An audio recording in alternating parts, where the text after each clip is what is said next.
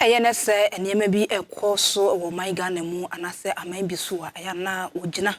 na waka ho asem se ne be ye beboa ma oman no tumi etumpon na eye domkuma wo mo ewo mrahye bedwafie ohunu se ne oman no ekono wankasa mu a ebia na akoba bia eni se ekono ntie ne yi wo mo friends mfrefo enhiremu ema wo mo kasaye no mo sem nyina ne se wo hwe NDC amanyekuo no amembu a wo bu na wo hunu so kra NDC can say betia one-time premium. Akosi say,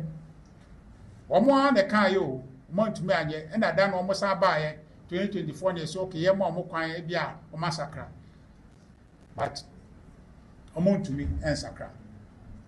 The omo ye kire say omo to me en sakra. Na semba konso so a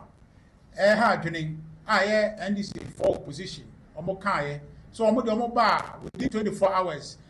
I can't get I'm saying no be years or better the tech.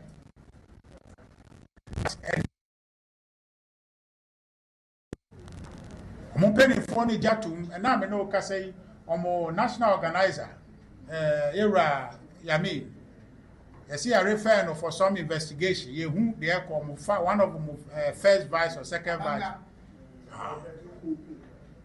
Ora Banga, you say you investigate your Momati.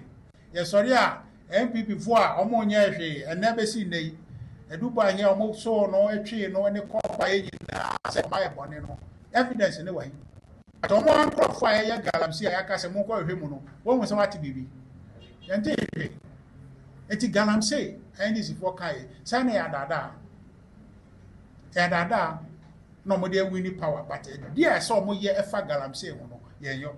na akwakọ ye se enne no galamsi na tetese omo akasa ehye omunkofo kutupa ye the resource mo amoso omunkoye galamsey because at the end the aye and then to galamsey no a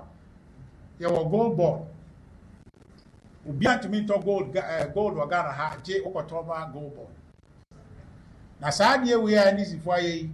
ade a say ye make sure as Ghana for say e be twa maso because tron na mode be wi ni aba no until next time bi omude hu say assembly NDC ni be ka kire during campaign no nya asemo a say odi 2-3 because tron moguo until no dru say e be nya akwanya ne ato aba bio say ye make sure say be punish omo say san tro ya omudi ye ma omo kwan ma omo mfa san tro ni ye bio